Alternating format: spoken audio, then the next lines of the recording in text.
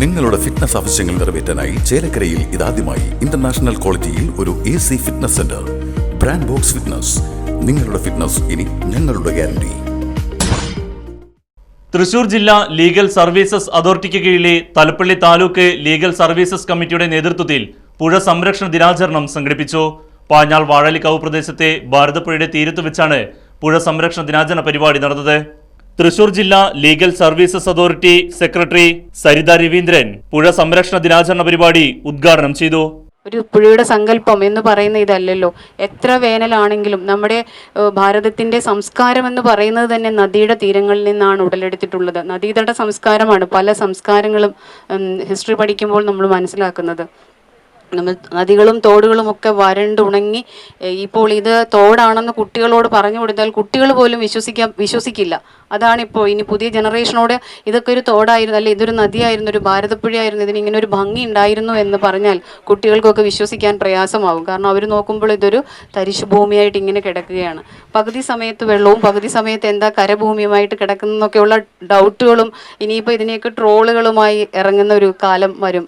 ഇതൊന്നും അങ്ങനെ ആവാൻ പാടില്ലായിരുന്നു. കാരണം നമുക്കൊക്കെ ഇവിടെ സർവൈവ് ചെയ്തേ പറ്റുള്ളൂ. ഇനിയും വരുന്ന തലമുറയ്ക്കും ഇവിടെ ജീവിക്കണം.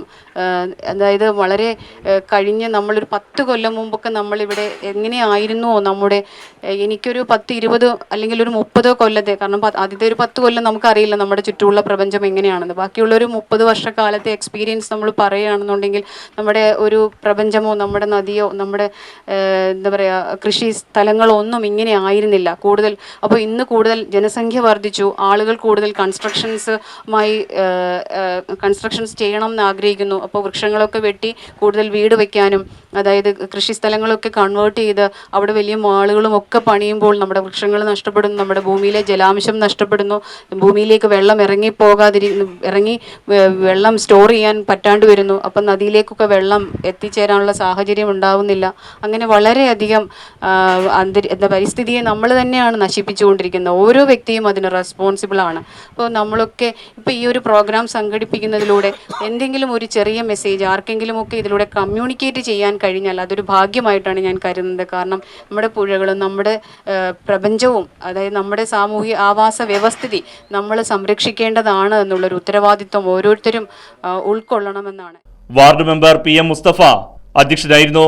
പാഞ്ഞാൽ പഞ്ചായത്ത്, വാണിയംകുളം പഞ്ചായത്ത്, ഒറ്റപ്പാലം നഗരസഭ, അതുപോലെ തന്നെ ഈ പ്രദേശത്തെ മുഴുവൻ കുടിവെള്ളങ്ങളുടെയും സ്രോതസ്സായ കടമോട് ജലപദ്ധതി കൂടി ഉപകാരപ്പെടുന്ന പമ്പ് ഹൗസ് കൂടി ഉൾപ്പെടുന്ന പ്രദേശമാണ് ഈ പ്രദേശം. അതുകൊണ്ട് തന്നെ ഈ തടയണ 2018 ഈ പ്രദേശത്തെ അതിശക്തമായ പ്രളയത്തിൽ നഷ്ടപ്പെട്ടു പോയത്. അത് പുനരുദ്ധാരണ പ്രവർത്തനങ്ങളെ കുറിച്ച് വൈകിയാണെങ്കിലും വളരെ നല്ല നിലയിൽ അതിൻ്റെ പണികൾ പുരോഗമിച്ചു കൊണ്ടിരിക്കുകയാണ്.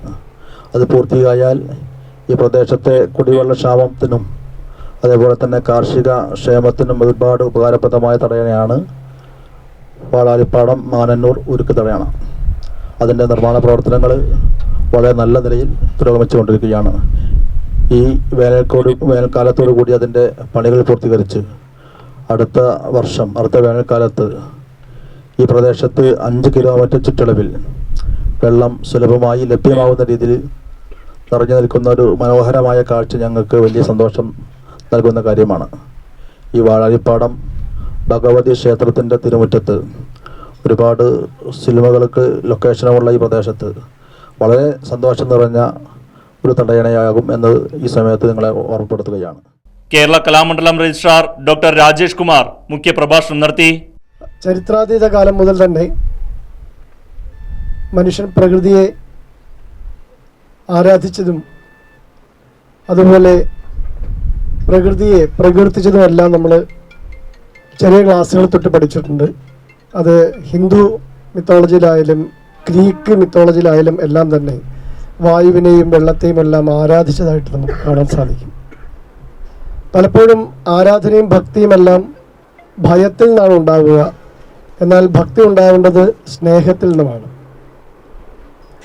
അമേരിക്കയിലെ ഒരു വസന്തകാലത്ത് കിളികളെല്ലാം ചത്തുവീഴുന്നതിനെക്കുറിച്ച് സൈലന്റ് സ്പ്രിങ് എന്നൊരു കവിത പിന്നീട് അമേരിക്കയിൽ DDT എന്ന കീടനാശിനി നിരോധിക്കുന്ന അവസ്ഥയിലേക്ക് പോയി. അപ്പോൾ എത്രത്തോളം പ്രകൃതിയിലുണ്ടാകുന്ന ഓരോ ചെറിയ മാറ്റവും ഭരണകൂടങ്ങളെ തന്നെ വീഴ്ത്തുന്ന വലിയ പ്രക്ഷോഭങ്ങളിലേക്കൊക്കെ പോകുന്ന ഒരു ചരിത്രം നമുക്ക് കാണാൻ സാധിക്കും. ഇപ്പം എനിക്ക് മുമ്പ് സംസാരിച്ച അദ്ദേഹം സൂചിപ്പിച്ചതുപോലെ ദുരന്തങ്ങൾ വരുമ്പോൾ മാത്രമാണ് നമ്മളിതിനെക്കുറിച്ച് ചിന്തിക്കുന്നത്. പക്ഷെ അടുത്ത നിമിഷം തന്നെ വീണ്ടും നമ്മൾ മനുഷ്യൻ്റെ സ്വാഭാവികമായ ഒരു സ്വഭാവം കൊണ്ട് വീണ്ടും പ്രകൃതിയെ ഗൗനിക്കാനോ അതിനെ ശ്രദ്ധിക്കാനോ നമ്മൾ ശ്രദ്ധിക്കാറില്ല. വ്യാവസായിക വിപ്ലവത്തിന് ശേഷമാണ് പ്രകൃതി സംരക്ഷണത്തിന് ശാസ്ത്രീയമായ മാർഗം മാത്രം പോരാ, മനുഷ്യൻ്റെ മനസ്സോടെ നന്നാവണമെന്ന് ലോകം തിരിച്ചറിഞ്ഞത്.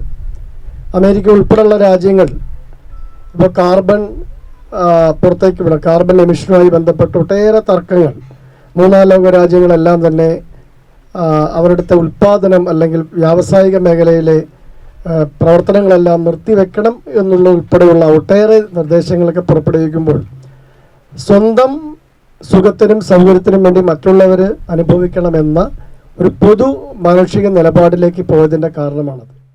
Paralegal volunteer S Razeena, Panjal grama panchayat secretary Alfred Sojan, Vallathol Nagar grama panchayat secretary NM. Shareef, friends of Bharathapuzha കോർഡിനേറ്റർമാരായ Mohanan, Raghuram, Thalappilly taluk legal services committee secretary VS. Bindu, Vazhalikkavu Devaswom secretary professor K. Krishnakumar, Panjal grama panchayat vice president P. Krishnankutty, മുൻ ഗ്രാമപഞ്ചായത്ത് പ്രസിഡന്റ് പി. ശങ്കരനാരായണൻ തുടങ്ങിയവരും ചടങ്ങിൽ പങ്കെടുത്ത് സംസാരിച്ചു. Right Vision News, Panjal.